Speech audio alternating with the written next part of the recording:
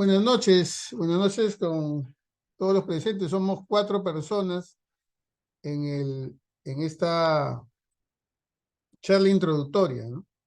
Espero que también se pueda replicar esta situación porque es importante este tema. Este tema es un tema que se está manejando mucho ahora, por ejemplo, en el caso de Chancay, ¿no? Si ustedes se dan una vuelta por Chancay al norte de Lima, van a encontrar una serie de parcelaciones, subdivisiones, fraccionamientos, independizaciones. Entonces, sería bueno, sería bueno eh, meterle este tema.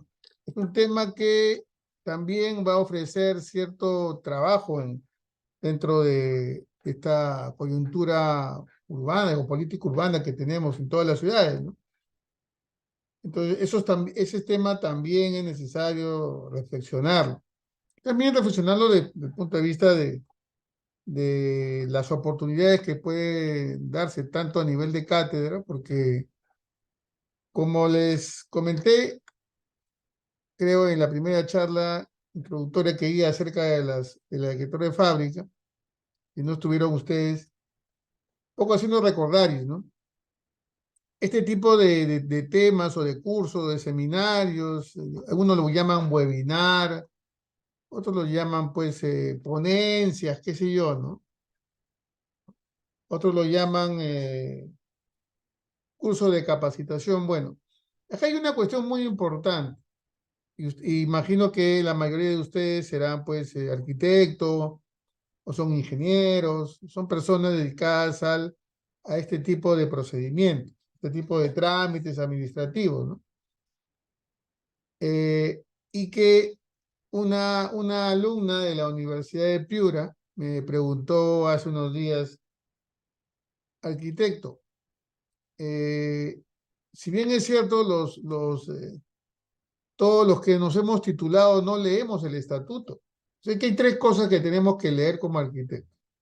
Permítanme esa charla introductoria antes para poder establecer, digamos, una línea, ¿no?, de concordancia entre lo que vamos a decir, ¿no? Eh, Cuando uno se recibe de arquitecto y tiene su diploma, al margen de la universidad que uno venga, ya eso ya, una vez que tú eres arquitecto, no importa si vienes de Marte, de Júpiter o de la Uni, donde sea, no interesa, no interesa, eso ya, eso pierde totalmente como un requisito, o como algo, porque, o como algo que te va a beneficiar, sino ya depende de ti mismo, ya depende de tu preparación y de lo que te faltó prepararte, buscar de dónde te preparas. Eso es importante. Ya lo que está atrás significa un cartón, y ese cartón tienes que honrarlo. Honrarlo significa practicar cada día más, aprender una habilidad cada día más. Pero yo les decía que habían 3 documentos que hay que leer y que es importante. La ley del ejercicio profesional del arquitecto. Ojo, la ley del ejercicio profesional del arquitecto. 2, el estatuto del Colegio de Arquitectos. Y 3, el reglamento del Colegio de Arquitectos. Es muy importante eso, muchachos, porque ahí está, ahí hay, así como hay competencias y hay obligaciones, también hay derechos. Y hay derechos que ustedes deben conocer para el ejercicio profesional más digno, más honesto y más, digamos, eficaz y eficiente de la carrera. Porque le permiten muchas cosas. Le permiten algo como esto, ¿no? La, la, la coyuntura que vamos a atravesar y que ya estamos sintiendo, tiene que ver con la recesión económica, va a parar muchas cosas, van a parar obras, construcciones, habilitaciones urbanas, y se van a abrir otros campos, porque toda recesión económica siempre busca la economía, busca por dónde salir. Y en este caso, las independizaciones, o lo que yo le denomino desmembración. Ahora vamos a hablar sobre eso para explicar cómo va a ser el enfoque de esta charla próxima que se da la próxima semana, valga la redundancia. Entonces, por ejemplo, como esta sala que estamos teniendo nosotros. Ustedes deben tener otras virtudes, otras capacitaciones, otras competencias, otras habilidades que pueden ponerlas en práctica y armar un curso. Es importante que esto pueda multiplicarse. Lo digo porque a veces no llegamos a todos. Entonces, si uno tiene una charla y uno conoce un determinado tema, puede dar un certificado siempre y cuando usted se esté colegiado, esté habilitado, ojo. Entonces, el certificado firmado por un arquitecto que da una charla y que tiene cierta experiencia, que puede acreditar títulos y conocimientos, señores, es un certificado tan válido como lo puede dar una universidad o como lo puede dar un colegio de arquitectos. ¿Qué pasa? Es que no se habla de eso. Lo que pasa es que no se habla de eso el colegio, porque en otros lares, el colegio de arquitectos o los colegios de arquitectos asumen franquicias a los alumnos, perdón, a los nuevos arquitectos o a los arquitectos inscritos. De manera que el arquitecto, con toda razón y con todo derecho, es al pagar su cuota y estar habilitado por un año, digamos, tiene todo el derecho de ofrecer y hacer y hacer ejercicio profesional tanto independiente como dependiente. Ojo, eso es importante. Y esto es un poco la motivación de hacer estos cursos y seminarios, que por otro lado me lo pidieron unos alumnos de la Universidad de Piura, me pidieron este tema porque ellos también están viendo este tema, donde se inserta algún tipo de inversión más o menos de envergadura, como en Chancay, como en Pimentel, como en Salaberry, como en Moquegua, el tema minero, el tema agropecuario, el tema industrial, va a generar que la propiedad en el Perú se torne más necesaria. O sea, vamos a necesitar mucho suelo, tanto suelo rústico, suelo urbano, suelo rural. Vamos a necesitar.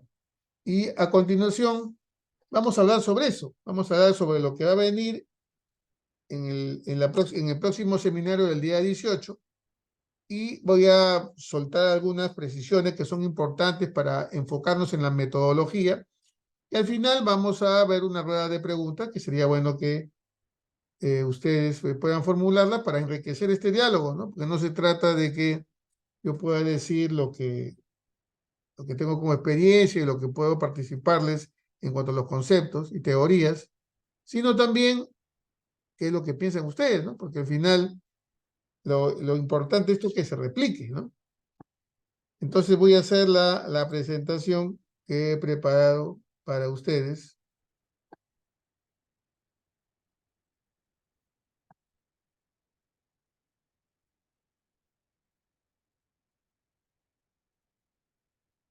¿Me confirman si están viendo el PPT? Buenas noches, sí se ve, arquitecto. Gracias, Luis. Ok. Bueno, aparentemente el nombre del seminario tiene pues tres partes, ¿no? Independización, subdivisión y fraccionamiento.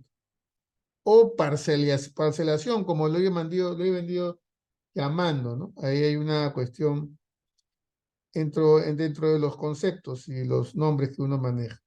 Pero al final todo esto se llega a unificar en el concepto de la desmembración. ¿Qué significa? Que un cuerpo, ¿no? Un cuerpo va a ser desmembrado, o sea, lo vamos a partir, se va a partir. O sea, ese es el concepto, digamos, madre que necesitamos asentar cuando hablamos de independización, subdivisión, parcelación, fraccionamiento. Eso es importante. Entonces, pensar en subdividir, pensar en independizar, pensar en fraccionar, pensar en parcelar, significa que de un todo estoy desagregando, partiendo como un plato partido en varias partes, de un pastel que yo lo parto, ¿no? En varias partes. Significa eso. Significa que de un todo yo voy a sacar varios pedazos. Y si lo vemos desde un punto de enfoque legal, si yo tengo el gran pastel, tendrá pues su partida registral. Pero si yo parto ese pastel, voy a tener varias partidas registrales en relación con el número de parcelas o partes que yo voy a desmembrar. Si yo lo divido el todo en 20 partes, voy a tener 20 partidas electrónicas que van a salir. Si lo divido en 100, tendrán 100. Si lo divido en 2, serán 2 partidas. Entonces, como estamos experimentando cambios en la política urbana de las ciudades, por todas las inversiones que se van a dar, sobre todo en estos momentos de recesión, en lo que nosotros llamamos los royalties, ¿no? O sea, digamos los recursos. Lamentablemente, los recursos no renovables y que estamos perdiendo, ¿no? Como decía el, el presidente del BCR, Banco Central de Reserva, o como varios economistas han precisado, vamos a tener que vender la joya de la abuela, como cuando uno se queda sin plata y tiene que empeñar pues un anillo de oro o una cadena de oro, qué sé yo. Igualito es, pero esa es microeconomía, lo que estamos viendo es macroeconomía, ¿no? Y vamos a necesitar liquidez. Y depende de las políticas económicas que vaya a generar el Estado, vamos a poder tener la liquidez necesaria, ¿no? Eso es básicamente lo que va a hacer que, en lugar de tener un todo, 60 hectáreas, hoy hay que independizarlo para poder venderlo, para poder habilitarlo de forma industrial, residencial, recreacional, porque ese va a ser el mecanismo de escape de la economía, de las economías de las ciudades, ¿no? Porque lo que más importa son las economías de las ciudades. La macroeconomía rige la moneda, las divisas, ¿no? El PBI y toda esa cosa, pero eso es macroeconomía. Nosotros estamos imbuidos en la microeconomía. Lógico que hay cierta influencia, ¿no? De valores macroeconómicos que van a influenciar, pero al final lo que refleja el Producto Bruto Interno es lo que pasa en las ciudades.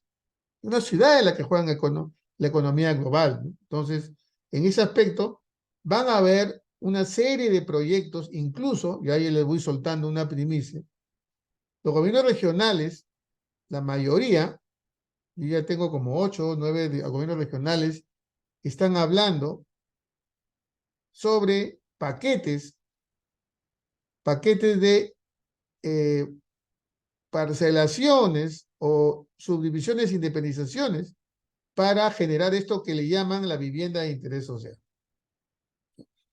Por ejemplo, en Pimentel hay otra área. Por ejemplo, en Salaberry también. Por ejemplo, en Hilo, en la Pampa Inalámbrica, hay otro proyecto. Por ejemplo, en Arequipa, en Camaná. Por ejemplo, en Iquitos hay un tema con Punchana y San Juan. Entonces, y me quedo corto, ¿eh? Van a sacar un paquete. ¿Por qué? ¿Y a qué se debe, no? Eso hago en la introducción esto porque el gobierno va a soltar una serie de shocks económicos, esos shocks económicos que, por ejemplo, van a otorgar bonos para vivienda de interés social, más o menos alrededor de 43.000 soles por cada bono. Entonces, se están preocupando los gobiernos regionales, que son los que tienen, y ahora vamos a ver eso también.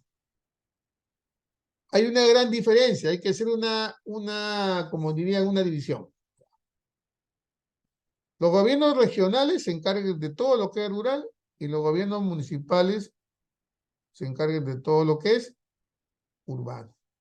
Esa es la diferencia fundamental antes de entrada a independización, subdivisión, parcelación, fraccionamiento, todo lo que vamos a hablar en el seminario que viene. Entonces, vamos a empezar por el concepto de desmembración, para explicarlo con todas sus acepciones, con todas las formas de ubicar ese tema de desmembración, porque la desmembración pueden ser en partes iguales, pueden ser en partes desiguales, pueden ser, pueden ser motivados por un terreno de tipo rural, pueden ser motivados por un terreno rústico, donde no tenga posibilidades de cultivarse absolutamente nada, pueden ser terrenos rústicos que están dentro del área de expansión, pueden ser terrenos rurales que están fuera del área de expansión, pueden ser terrenos o áreas únicas o lotes rústicos únicos que están dentro de lo que nosotros llamamos las áreas semiconsolidadas de la ciudad, ¿no? Pueden ser, en la desmembración puede ser un edificio que lo contratan ustedes para independizarlo todos los departamentos. Puede ser. El fraccionamiento, que parte es una forma de desmembrar, puede ser que yo tenga un lote donde hay una construcción y lo voy a repartir en 3, el lote. Entonces, en cada parte, probablemente en cada parte va a quedar un pedazo de la construcción. Eso es fraccionamiento. Entonces, el concepto de desmembración, de desmembrar un todo en varias partes, es fundamental de entenderlo cuando uno quiere hacer estos procesos de independización, subdivisión, parcelación, fraccionamiento. Luego vamos a abordar las características. Cada uno tiene sus características, y no solamente las características, sino la normatividad aplicable por cada caso. Por cada caso. Y esa normatividad aplicable tiene incluso, donde he podido recogiendo algunos datos de la SUNAR, tiene sentencia del tribunal registral, ojo, tiene sentencia del tribunal registral, porque el objeto ¿cuál es? Es partir para conseguir tener varios pedazos y poder venderlos. Pero para poder venderlos yo tengo que inscribirlo en el registro de predios de la SUNAR. Entonces, como ese es el objetivo, yo tengo varios casos. Tengo un terreno rural, tengo un lote rústico, tengo un lote urbano, que lo puedo subdividir, que tiene menos de 1 hectárea, por ejemplo. ¿Qué pasa con el planeamiento integral cuando tengo un área que está fuera del área de expansión de la ciudad? O sea, el plan me dijo, hasta acá no me llegas, ¿y qué pasa? Mi terreno está después de esa línea. Eso se llama planeamiento integral. Ahí hay toda una jurisprudencia, digamos, todos unos casos que se pueden y que vamos a soltarlos ese día. Luego, vamos a ver estas 4 acepciones de lo que es desmembramiento, ¿no? Independización, cuando yo voy a dividirlo, por ejemplo, en el caso de una habilitación urbana, ¿no?, con venta garantizada de lotes. O sea que tenemos 4 tipos de habilitaciones urbanas. La habilitación urbana con venta garantizada de lotes. La habilitación urbana por etapas, por ejemplo, por etapas. La habilitación urbana con edificación paralela, o sea, te entrego tu lote y tu módulo también. Y la habilitación urbana progresiva, que voy entregando de a pocos, ¿no? De repente entrego veredas y después entrego calzada y después entrego, pues, medidores, qué sé yo, pues. Y después entrego el parque. O avanzo un parque o otro parque, los más grandes, qué sé yo. Entonces, de acuerdo al tipo de habilitaciones urbanas, yo voy a independizar esos lotes resultantes, que no solamente son residenciales, pueden ser industriales, pueden ser comerciales, pueden ser recreacionales, incluso puede ser para un cementerio. Ahora, por ejemplo, con este crecimiento poblacional y esta violencia urbana que tenemos, ¿no?, todo el mundo se ha preocupado de las cárceles, ¿no? Todo el mundo se ha preocupado de las cárceles. Pero también, ¿qué pasa con los cementerios? Porque a esta violencia e inseguridad ciudadana que tenemos, está aumentando la tasa de fallecidos. Por lo tanto, va a haber mayor demanda de cementerios. Y para eso hay que independizar, o subdividir, o parcelar, o fraccionar. Entonces, esta es una forma profesional de vivir, haciendo este tipo de trámites o este tipo de proyectos, y trámites, ¿no? Va a ser muy demandado. Por eso que esa es la preocupación, de replicar esta cuestión, que es necesario que todos podamos entenderlo, ¿no? La subdivisión, un tip para la subdivisión así, cortito. Yo subdivido, y para subdividir, yo tengo que saber cuál es el lote, el área del lote y el frente mínimo del lote. Si no, no lo puedo subdividir. Y entraría a otro régimen, que es el régimen de propiedad exclusiva y propiedad común. Pero toda subdivisión tiene que ser aprobada por el municipio. El municipio te va a dar un certificado de zonificación y vías, donde te dice el área del lote es 90 metros cuadrados como mínimo y tiene 6 metros de frente. ¿Qué pasa si mi terreno es de 170 metros cuadrados? Me saldrán 85 metros por lote. No cumple. Por más que pueda cumplir el frente, no cumple. Entonces, no puedo subdividirlo. Tendré que independizarlo, pero una independización con el régimen de propiedad exclusiva y propiedad común, donde el terreno queda como propiedad común. Pueden estar los sublotes divididos, ¿no? Pero el terreno es propiedad común. Parcelación, por ejemplo, ¿no? Ustedes ven todas las habilitaciones urbanas que se dan a nivel nacional, ¿no? Ustedes tienen, por ejemplo, en Trujillo, en Huancayo, en Piura, en Puno, en Juliaca, Ustedes ven ahí, por ejemplo, los portales, o ven a Centenario, otras urbanizadoras, otras inmobiliarias, ¿no? Que han comprado grandes extensiones, 60, 70 áreas, 70 hectáreas de extensión. Entonces, dicen, bueno, el billete no nos alcanza para hacer las 70 áreas. Y encima que, digamos,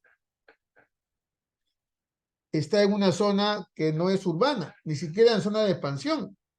Que ahí viene el problema, ¿no? Primero hay que parcelarlo, y yo necesito el mínimo, por ejemplo, de hectáreas, según dice el MIDAGRI, el Ministerio de Agricultura, son 3 hectáreas, como mínimo, para parcelar un terreno rústico. Entonces yo hago el desmembramiento de esos 60 hectáreas y saco 3. De esas 3, yo quiero, dependiendo de todas las condiciones, yo voy a convertirlo en un terreno, ¿no? Un terreno rústico en un terreno urbano. Para eso me quedan 2 opciones: hacer habilitación urbana en sus 4 tipos o hacer un planeamiento integral, dependiendo de dónde se encuentre esa habilitación. Pero para eso yo primero tengo que parcelar, porque no voy a hacer, no, probablemente, ¿no? O de repente hay un gran inversionista y quiere hacer las 60 hectáreas, ¿no? Va a tener que hacer todo el planeamiento integral de 60 hectáreas. Planeamiento integral es como hacer una planificación, pero en chiquito, ¿no? Y fraccionamiento, por ejemplo, es otra de las formas de desmembrar, donde yo tengo un área, por ejemplo, un caso, ¿no? Un caso que he tenido, una persona me contrata, mire, arquitecto, yo tengo varias propiedades, pero tengo 3 hijos. Y tengo una casa en Camacho, en La Molina. Esa casa en Camacho está sobre un terreno de 500 metros cuadrados. Pero la primera planta de la casa, mira, que el terreno tiene 500, la primera planta de la casa tiene 400 metros. O sea, ocupa 400 metros, tiene 100 metros de área libre. Y como tiene 3 hijos, vamos a dividir el terreno en 3 partes. Claro, 563 sale con decimales y todo, pero para que nadie llore y nadie pitee y nadie haga berrinche, déle al arquitecto sus decimales a cada uno.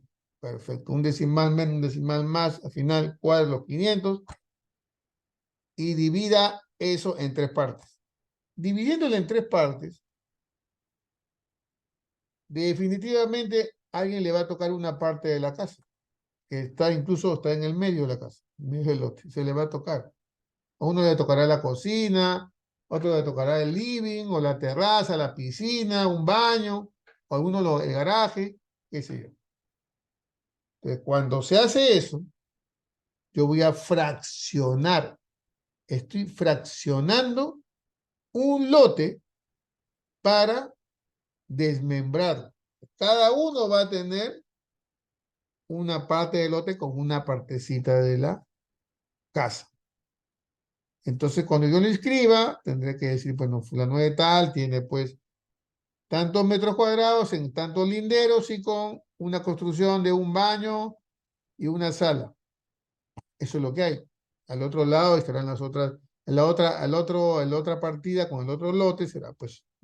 Y así podrán haber 3 lotes con diferentes partecitas de la casa. Ya cada uno en la inversión que quiera hacer lo transformará o probablemente hace la demolición y hace una casa totalmente diferente, qué sé yo, pues, ¿no? Eso ya se ve. Y el certificado catastral, que es muy importante. Es muy importante porque nos ayuda, por ejemplo, en la parcelación de los terrenos rústicos o los terrenos rurales. Nos ayuda, por ejemplo, para parcelar un terreno bastante mayor en 2, 3, 4 partes. ¿Y qué es lo que te pide el registro? Porque eso te pide certificado catastral. Eso está como requisito de la SUNAR. ¿De dónde voy? Voy al gobierno regional, porque le dije al principio, ¿no? El gobierno regional se encarga de lo rural y el gobierno municipal se encarga de lo urbano. Certificado catastral es muy importante y ahí entra un actor también muy, digamos, importante también, valga la redundancia. Ese actor es el verificador catastral. En cambio, en la independización con fines de, digamos, de regularización entra, y todo lo demás, entra el verificador común. Entonces, el tema al final se resume en independización, subdivisión y parcelación o fraccionamiento. Ese es el concepto. ¿Y esto a qué viene a colación? Viene a lo siguiente. La propiedad del suelo en el Perú.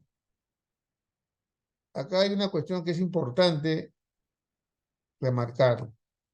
Yo pensando en poder unificar los temas, porque hay bastantes cosas que hablar acá. Ustedes deben saber, y eso lo vamos a enfrentar todos, ¿no? Todos ustedes de repente ya lo están enfrentando en sus jurisdicciones, en el centro donde trabajan ustedes. La propiedad del suelo en el Perú tiene 3 actores, o 3 tipos, digamos. La privada, la pública y las comunidades campesinas o nativas. Incluso las comunidades campesinas nativas casi tienen la mitad del territorio peruano. Sierra, selva, costa. Lo que pasa es que comienzan a perder porque comienzan a venderlo. Y que eso no se puede vender. Pero lo comienzan a ceder y ustedes saben que el tema de la corrupción acá pues se campea, ¿no? Hacen un artilugio y lo convierten en una propiedad, ¿no? Porque las comunidades campesinas tienen autonomía legal, administrativa, económica. Muchas de ellas reciben canon, ¿no? Y tienen incluso mejor presupuesto que muchas ciudades, ¿no? Es importante reconocer. Otra parte es la privada y otra parte es la pública, pero también acá hay que hacer ciertas precisiones, ojo. Porque hay propiedad de dominio público, que es la que tiene el Estado sobre las playas, los parques zonales, el zoológico, los ríos, los grandes bosques, ¿no? Pero el Estado también tiene dominio privado, ojo.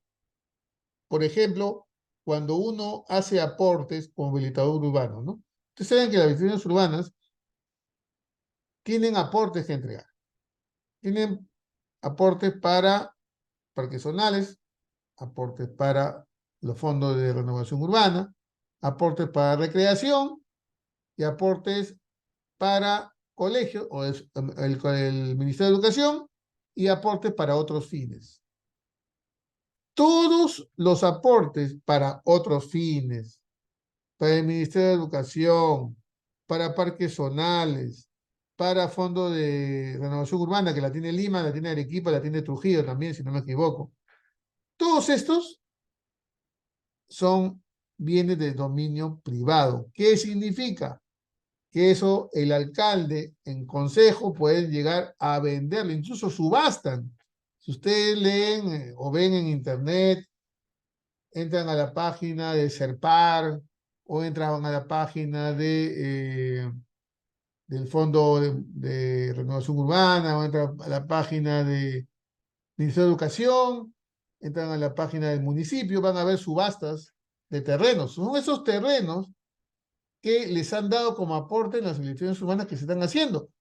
Eso en el mejor de los casos. Pero también esos aportes, en estos casos que les acabo de mencionar, pueden ser redimidos en dinero. El único aporte que no puede ser enajenado, vendido, donado, obsequiado, todo lo que quieran, no lo pueden, es la recreación pública, el aporte de recreación pública. Claro, como saben, en nuestro país pasan muchas cosas, ¿no? Pero es lo único que no se puede hacer. Y si aparece es porque ha habido un acto de corrupción pues, más grande que el país, ¿no?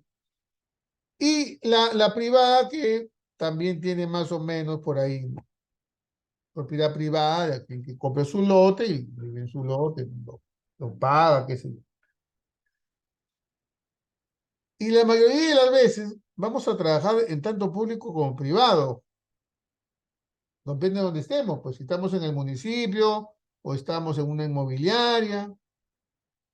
Incluso, por experiencia, yo he trabajado para comunidades campesinas y también nos contratan para hacer este tema de parcelaciones. Porque la comunidad campesina te entrega un área, un terreno, un terreno, un área de terreno para que tú la cultives, para que tú seas comunero. Si no eres comunero, te la quitan. Tú tienes que producir esa tierra. Eso tiene que ver con la famosa reforma agraria de Velasco, ¿no? La tierra es para quien la produce, ¿no?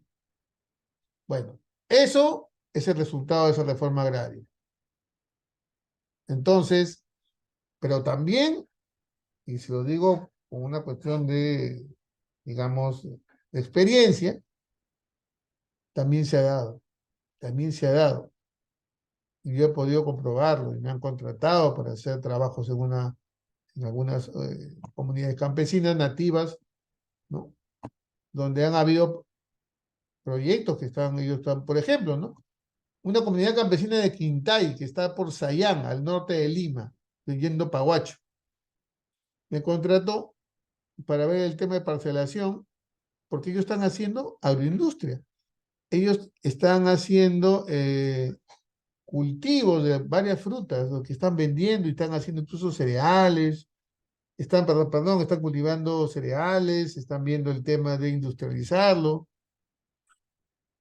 No crean que solamente se dedican a la agricultura extensiva y solamente de pan llevar, ¿no? Se lo llevan y lo venden, no. Ellos tratan ahorita de hacer una serie de proyectos de agroindustria. No se quedan, ojo. Eso es importante. Otra de las cuestiones es la inmatriculación. Yo en la presentación del seminario hablaba de la inmatriculación porque cuando uno inmatricula un predio en el registro es porque ingresa por primera vez. O sea, el lote de una urbanización, digamos en sentido más simple. Gerardo Regalado va y compra un lote en Centenario. Ese lote no existe en plano, no existe en físico. Aparece en plano, pero cuando ya lo terminan de construir toda la habitación urbana, aparece un lote, el lote D11, en la manzana H. Y ese lote lo compró un tal Gerardo Regalado. Ese lote no existía. Cuando se recesionó la obra, automáticamente se generó su título archivado y ese lote pasó a ser de mi propiedad. Y a partir de ese lote, a partir de esa independización, porque viene de una partida mayor y generaron una partida para el lote 11, manzana H, ¿no? Yo voy a asentar todo. Vamos a suponer que ese lote yo lo hipoteque. Va a figurar en mi partida electrónica específica del lote. Vamos a suponer que lo venda. Va a figurar en esa partida electrónica. Vamos a suponer que lo done. También va a figurar en la partida electrónica. Vamos a suponer que lo subdivida. Va a aparecer en la partida electrónica. Si lo independizo, también va a aparecer. Si lo fracciono, también va a aparecer. O sea, es un poco la partida de nacimiento del lote. Esa abre una partida registrada, la primera de dominio con respecto a un dueño, porque ese lote no existía más que en planos. Cuando existió, se abrió la partida para ese lote y dicen, ese lote es para el dueño fulano de los palotes. Entonces, ese acto de inmatriculación, porque no tiene matrícula, está inmatriculado, es un acto que incorpora el predio al registro de predios de la SUNAT, el artículo 16 del reglamento de inscripción del registro de predios. Es el inicio de la historia registral de un predio. Es un mecanismo que otorga seguridad en el tráfico inmobiliario. ¿Por qué? Porque al estar inmatriculado, el predio tiene nombre y apellido, tiene una partida electrónica, tiene un dueño, tiene características, tiene área, ¿no? Perímetro, linderos. Sabemos a quién pertenece. Entonces, ¿qué le estamos dando al comprador como al vendedor? Seguridad jurídica. Si alguien me dice, yo te vendo un lote, a ver, quiero ver si tú eres un propietario. Voy a ir a SUNAR, ahora en línea se hace, y puedo obtener o saber quién es el dueño. El derecho de un predio se vuelve invulnerable. O sea, nadie puede decir este predio es mío si no acredita que su nombre está en esa partida registrada. Por eso que es muy importante. Cuando yo hago la anotación de un predio, tanto sea de un desmembramiento, o sea, de una independización, fraccionamiento o subdivisión, porque lo que existe es un predio total. Si yo lo voy a desmembrar, lo voy a partir en varias partecitas. Cada partecita tiene que tener su partida electrónica. Por lo tanto, ahí nace, vamos a suponer que tengo un lote A y tengo 4 lotes. Lote A, B, C, D. Entonces, ahí el lote A-D es de fulano de tal. Aparece un derecho sobre un predio y sabemos a quién pertenece. Pueden pertenecer al mismo dueño también, ¿no? Hay gente que independiza o parte o particiona un edificio un edificio de 4 pisos en 4 unidades inmobiliarias, ¿no? Y cada unidad inmobiliaria no se lo daba a nadie, simplemente figura a nombre de él. ¿Cuál es la particularidad? De que él tenía la propiedad de todo el edificio. Ahora tiene la propiedad de todo el edificio, pero por partes. Eso significa que él podría vender el tercero, él podría vender el segundo, podría vender el primero o el cuarto o la azotea si le independizó, ¿no? Los aires. Entonces, eso, por ejemplo, es importante que tengamos en cuenta.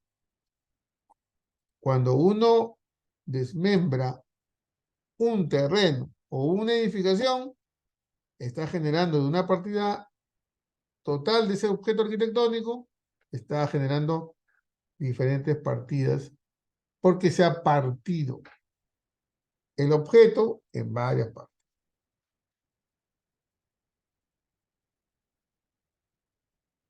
La desmembración es un acto registral.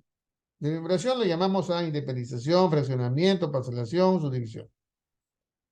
Parte una porción de un terreno de mayor extensión. Lo fragmenta, lo separa. ¿No? Es una escisión, división de un todo en más de dos partes. Cada nueva parte da lugar a una nueva partida registral, como hemos estado comentando.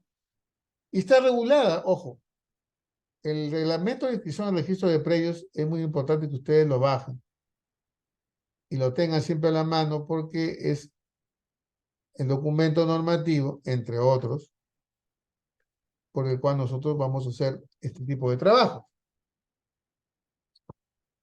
¿Cuál es la metodología que vamos a utilizar? Lo que vamos a hacer básicamente es hablar de 5 tipos, que después los voy a señalar. Son 5 tipos de desmembración, que tienen diferentes nombres, ¿no? Independización, subdivisión, fraccionamiento, parcelación, qué sé yo. Y ven acá, tenemos una zona que está en rojo, raya punto raya, que es una zona delimitada, es una ciudad, ¿no? En esa ciudad tenemos una serie de zonas. Zona urbana consolidada, donde están todas las casas terminadas. Zona urbana semiconsolidada, o sea que todavía faltan terminar la mayoría de las casas, perdón, una minoría de casas todavía, pero digamos tiene el primer y segundo piso terminado, los terceros todavía están techados con calamina, falta tarrajeo, qué sé yo. Y les falta pues alguna que otra vereda. Y el área de expansión urbana, que son las vías en consolidación, ¿no? Que son las periferias, lo que ustedes ven en todas las ciudades, ¿no? En esas áreas de expansión urbana aparecen áreas rústicas, porque son terrenos que ya no son agrícolas porque han perdido todo su valor agrológico. O sea, no puede cultivar ni una zanahoria, no puede pasar ni una oveja, porque no crece ni mala hierba. Es más, a veces no hay ni agua. Entonces, esos son terrenos rústicos. El terreno rural, sí, los que están afuera, por eso es que yo pongo ahí en el cuadro celeste, indico que esa limitante, que dice raya punto, es el área de actuación del plan de desarrollo urbano o metropolitano. Porque el plan dijo, hasta acá llego yo. Hasta acá he determinado que la ciudad va a crecer. Entonces, todo lo que está afuera, todo lo que está fuera del área de actuación del plan es zona rural. Que puede ser una zona rural que produzca o una zona rural que se convierte en rústica que no produzca nada tampoco, ¿no?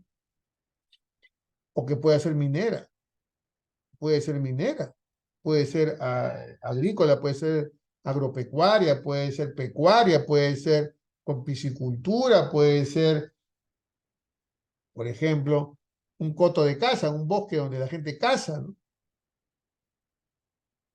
Una cuenca, qué sé yo, ¿no? Tantas cuestiones que pueden haber. Que nosotros actuamos en las dos partes, tanto en la zona rural como en la zona urbana. En la zona rural lo que vamos a hacer es parcelar para que esa parcelación pueda, digamos, alquilarse, como en la República, ¿no? En el tiempo de la República se alquilaban, se alquilaban las tierras para que la gente trabaje caña de azúcar, el algodón. En lugar de tener 60, que nadie va a poder cultivar 60 hectáreas, lo voy a dividir en 20 parcelas y voy a comenzar a alquilar la tierra para que la gente cultive. Papas, zanahoria, qué sé yo. ¿Cuál es lo mínimo? 3 hectáreas. En cambio, para habitación urbana es 1 hectárea. Si yo quiero hacer que esa parcelación de un terreno rústico, rural o agrícola se convierta en urbano, yo tengo que parcelarlo primero, sacarlo del total y hacer un planeamiento integral o hacer una habilitación urbana, de manera que ya tengo tengo manzana de menos de 1 hectárea, no menos de 1 hectárea, y también tengo ya todo un trazado dentro. Entonces, en esa área urbana, que está más o menos ploma, entre el área de expansión, se ubican las rehabilitaciones urbanas, se ubican las áreas rústicas, que pueden estar incluso introduciéndose en la zona semiconsolidada, o también lotes únicos. Ustedes, por ejemplo, ven el tema de Coyique ahí en Comas. Todo ese lote grandote, ¿no? De Coyique es un lote único, pero es un lote urbano, único. Es un tremendo lote. Para hacer lo que han hecho con esas unidades inmobiliarias, han tenido que hacer una habilitación urbana con construcción simultánea. Han tenido que cambiarle el uso. Eso vamos a verlo también como caso. porque hay con cambio de uso o sin cambio de uso. Cada uno tiene sus bemoles, como dicen, ¿no? Y las áreas rústicas que también son terrenos que se van a convertir. La habilitación urbana ya es un terreno que se convirtió de rústico a urbano. En cambio, la área rústica todavía no. Entonces se van para Puente Piedra y ven dentro del casco urbano áreas donde están cultivando lechugas, ¿no? Abarrotes, ¿no? Perdón, lechugas, zanahorias, papas, ¿no? Sin embargo, está dentro del casco urbano. Podría darse el caso, por el caso. Ya, entonces, digamos que el enfoque es dividir tanto zona rural, lo que pasa a nivel de parcelación, y zona urbana, que está, digamos, que enfrenta varias tipologías, ¿no? Ahora vamos a ver. El área rural tiene que ver con la ley 31145, que es una ley que fomenta, que encarga a COFOP y gobiernos regionales para que regularicen esto. Y tiene su reglamento, esa ley 31145, que es la 014-2022 Midagri. Ese es el marco normativo principal. Además, es el reglamento de inscripción del registro predial, ¿no? No se olviden de la SUNAR. Pero estas son las leyes fundamentales. Para el caso urbano, ustedes saben que hay la 29090 y su modificatorias, la 30484, si no me equivoco, y el decreto supremo 029, ahí me he equivocado, es 029, 2019, vivienda. Y el reglamento nacional de edificaciones. Por eso que había una discusión. Y había una pregunta, sobre todo, la discusión y la pregunta. Yo tengo que solicitar licencia de construcción para construir mi casa en una zona rural, ¿no? Porque la zona rural no es una zona urbana, yo no puedo aplicar el Reglamento Nacional de Edificaciones. Yo no puedo aplicar ahí el reglamento, porque no es una zona urbana. Yo tengo que precisar eso bien, muy claro. Zona rural es zona urbana. En zona rural hay casos, en zona urbana hay varios casos también. Vamos a ver a continuación cómo va este tema, ¿no? Hay una tipología de esta desmembración. Esta desmembración, independización, subdivisión, parcelación o fraccionamiento, como le quieran llamar, tiene 5 tipos. Por ejemplo, los predios rurales y tierras seriazas habilitadas. ¿Habilitadas por qué?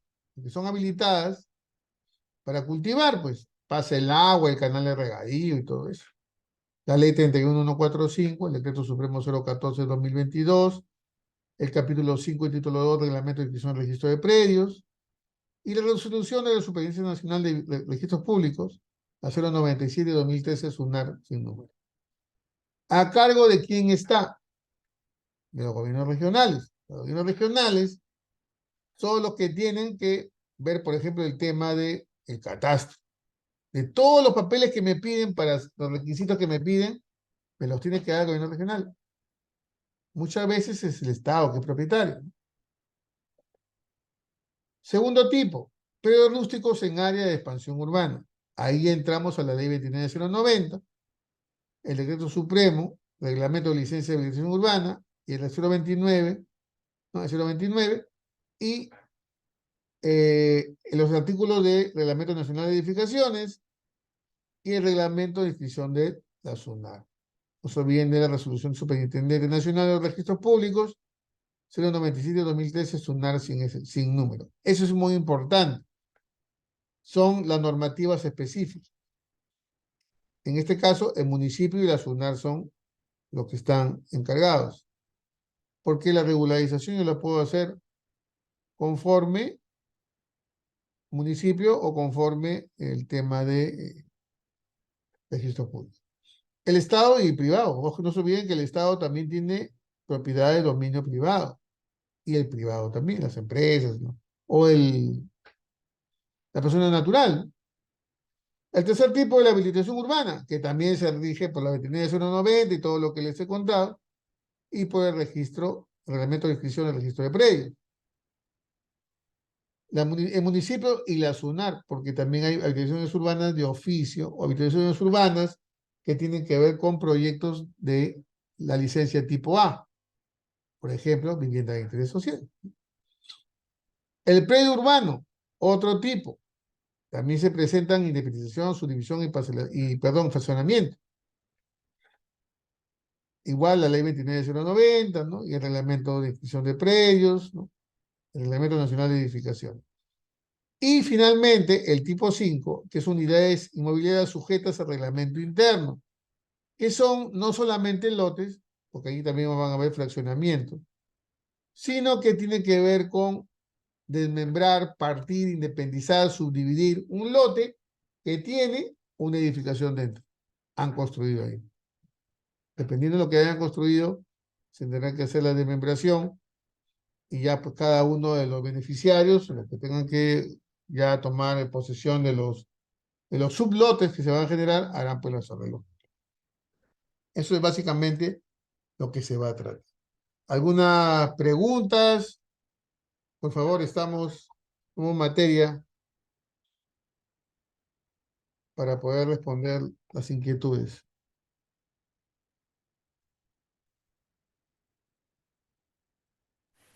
Sí, buenas noches. Bueno, Luis, adelante. Buenas noches.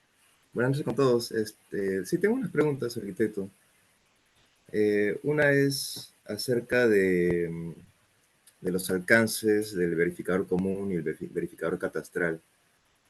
Me parece entonces, según el gráfico que mostró sobre la metodología, entonces el verificador común estaría encargado, su área de acción sería la zona urbana plenamente, ¿verdad?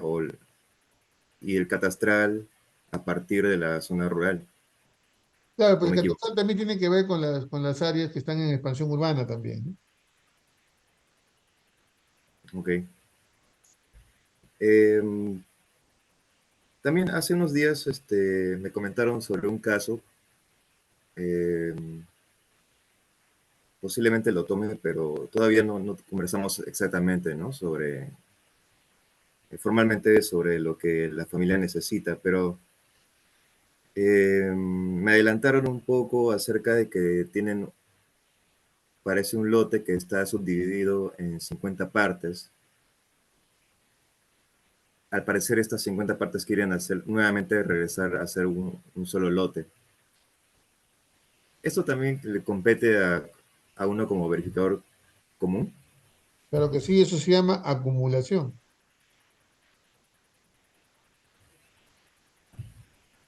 Así como Siempre y cuando, dividimos algo y lo parcelamos o lo fraccionamos o lo independizamos, lo subdividimos, también podemos volverlos a juntar o juntarlos también, ¿no? Tiene que ser, la única diferencia es que tienen que ser, para acumularlos, tiene que ser el mismo dueño. ah, claro. Y sería, claro, el correspondiente informe técnico y todo, ¿no? Exacto.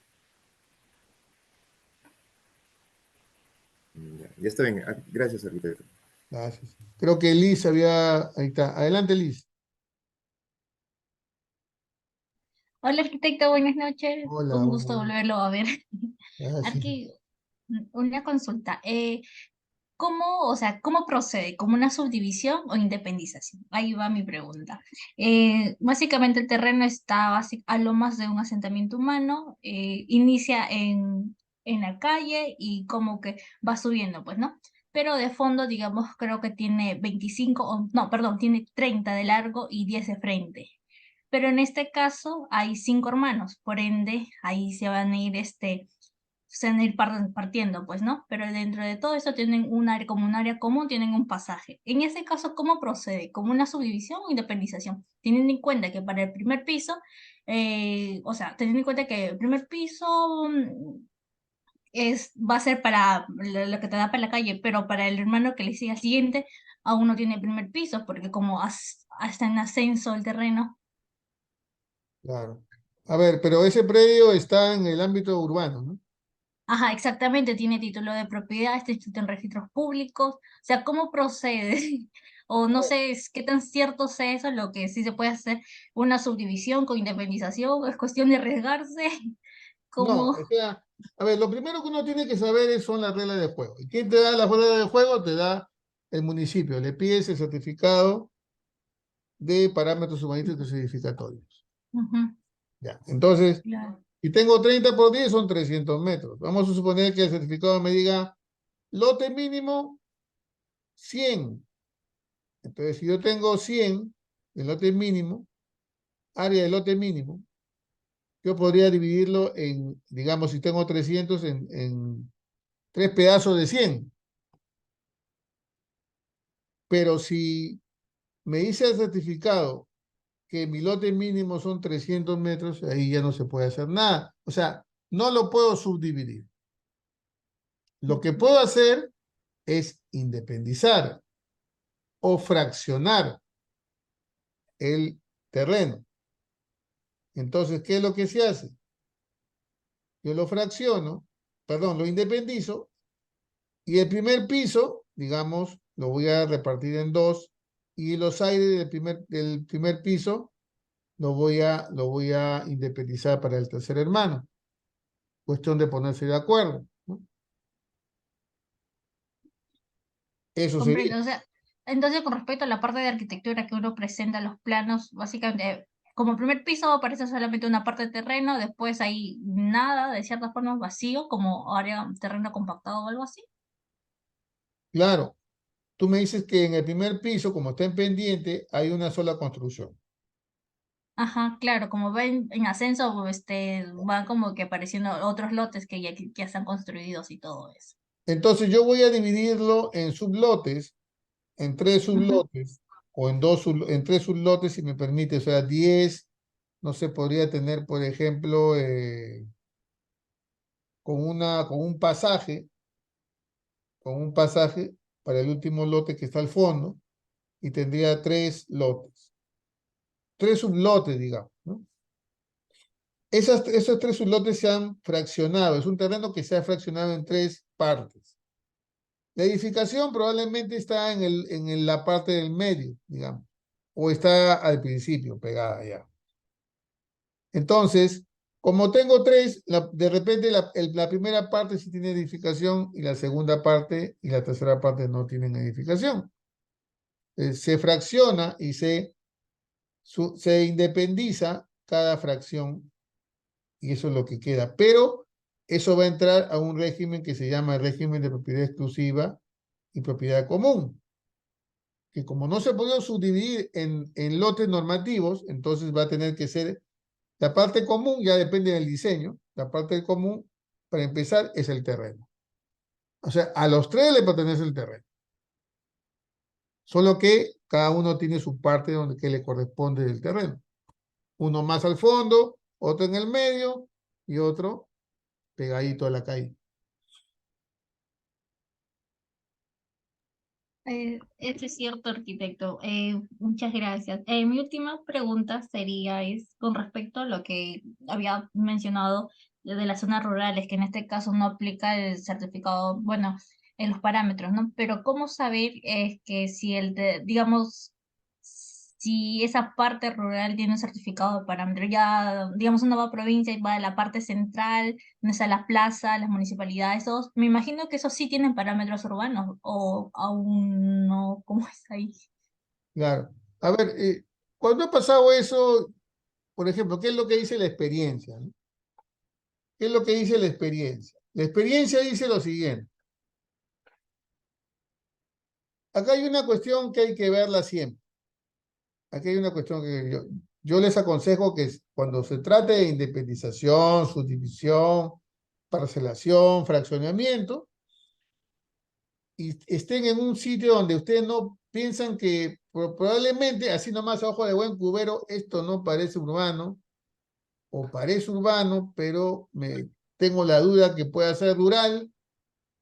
¿Qué es lo mejor que yo puedo hacer? Voy al municipio, o dos cosas, voy al municipio y pido el plano de zonificación. Y si tengo la posibilidad de entrar a internet y bajar el plan de salud urbano que aprobado está o que está vigente, bajo. Y en el plano de desarrollo urbano, en el plan de desarrollo urbano me va a aparecer el plano de zonificación. Me va a decir hacia dónde termina la ciudad según el planificador que lo ha hecho. Allá, hasta acá termina. ¿Dónde está mi lote? ¿Está fuera de esa línea o está dentro? Si está fuera de esa línea, es una zona rural. Puedo hacer el planeamiento integral, ojo. Pero si está dentro del área de expansión, o dentro de la ciudad, o el lote único, o es un lote rústico que yo puedo convertir en urbano. Pero la referencia es el plano de zonificación, o en todo caso, el plan de desarrollo urbano vigente. Genial, arquitecto, muchas gracias. Claro. Y además también, ¿no? Yo me aseguraría pidiendo un certificado de zonificación y vías, porque si yo pido un plano de zonificación y vías para estar tranquilo, yo diría, a ver, envíame un plano, un certificado negativo, pues. Si tú me dices que no es urbano, entonces envíame un certificado negativo. Pero esos casos los vamos a ver ahí en el seminario, ¿no? ¿Alguna otra pregunta? Arquitecto, buenas noches. Buenas noches, adelante. Arquitecto, una consulta con respecto a lo que es habilitación urbana. Tengo un caso en el que eh, los propietarios que integran este lote matriz no están de acuerdo con que proceda la habilitación urbana. O sea, no todos los propietarios están de acuerdo. Se consideraría un monto, no sé, 60, 70%, o es que todos los propietarios de esta zona, de este lote matriz, deberían de estar de acuerdo para que se dé la habilitación urbana. Ya, pero ese es una organización urbana de oficio. Es una habilitación urbana que lo están haciendo con COFOPRI Ah, y con la municipalidad. lo que pasa, claro, lo que pasa es que COFOPRI hace las organizaciones urbanas de manera masiva, ¿no? O sea, ellos van a catastrar y van a Ujú. ubicar los lotes con sus UTMs y todo, te van a facilitar la ubicación de tu lote y todo eso que muchas veces no hay, ¿no? Ese es un gran servicio, ¿no? Ya una vez que eso está formalizado, si entra COFOPRI, COFOPRI Ujú. solamente puede llegar hasta habilitar nada más, a entregarte ya, tu lote es tal, de la manzana D, el lote D8, ya, te va a dar. Después, para llevarlo al registro público, ya tienes que hacer todo un trámite, ya es personal. Eso ya es personal. Es como la habilitación urbana de oficio, ¿no? Ah, correcto. Entonces, me dice que esto ya sería personal, aparte de lo que ya COFOPRI te ayuda, pues, ¿no? Claro, claro. Eso, por ejemplo, ahí tenemos un ejemplo en el seminario sobre el Ujú. tema de la habilitación urbana de oficio cuando lo ha hecho el municipio o lo ha hecho COFOPRI. Entonces, ahí le queda al usuario, al propietario, iniciar sus trámites para que eso figure en el registro público. Ya. Eso también Eh, puede levantar su declaratoria de fábrica y todo, así que tiene algo levantado ahí, ¿no?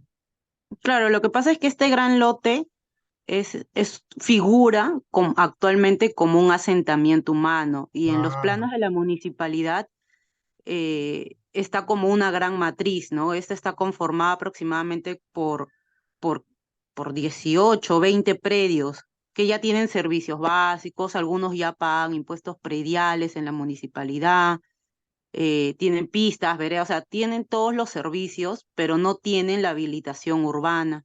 claro. Pero no todas las personas que conforman esta matriz están de acuerdo con que se dé la habilitación, ¿no? Bueno, pero Entonces eso lo hace COFOPRI, ¿no? Al margen de que ellos quieren o no, eso es un encargo del gobierno. ok.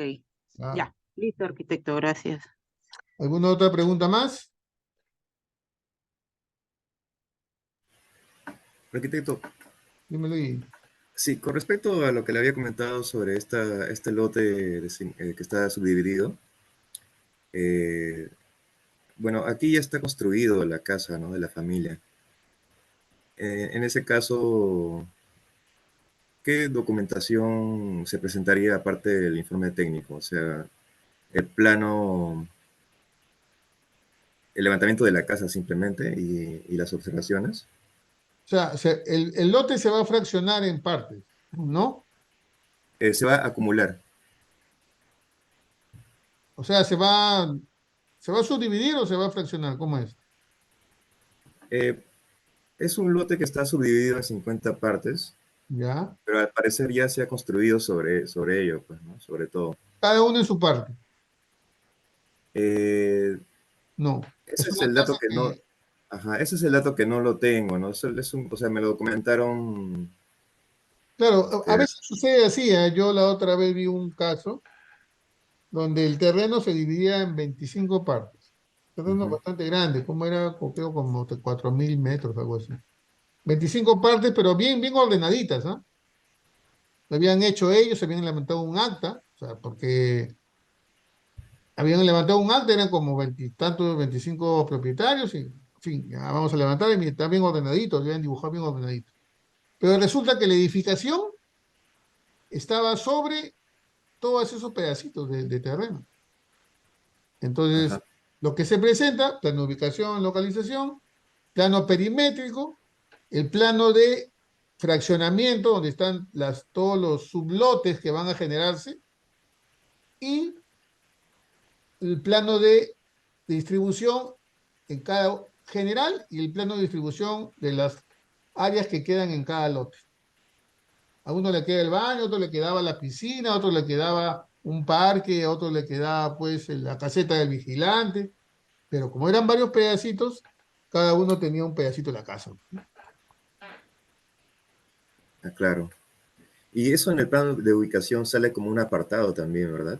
O sea, Claro, indicando, pero indicando cada... claro, en el plano de ubicación sí sale como un apartado en el cuadro de áreas, pero en el dibujo sí sale por la escala, también sale pues el achurado, dependiendo del número de pisos que tenga, pues, ¿no? Ya, arquitecto, gracias. ¿De qué? ¿Alguna otra pregunta más?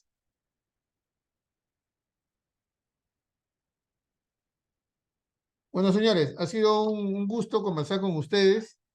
Espero verlos la próxima semana en el seminario.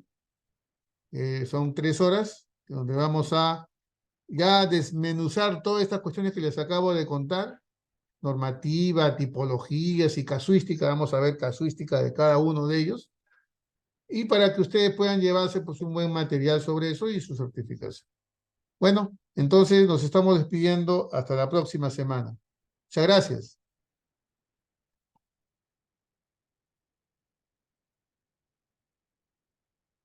Liz, ¿estás alguna pregunta? No. Ah, No, ya. aquí, no, muchas gracias. Listo, nos vemos entonces. Nos vemos, arquitecto, gracias. Gracias a ustedes.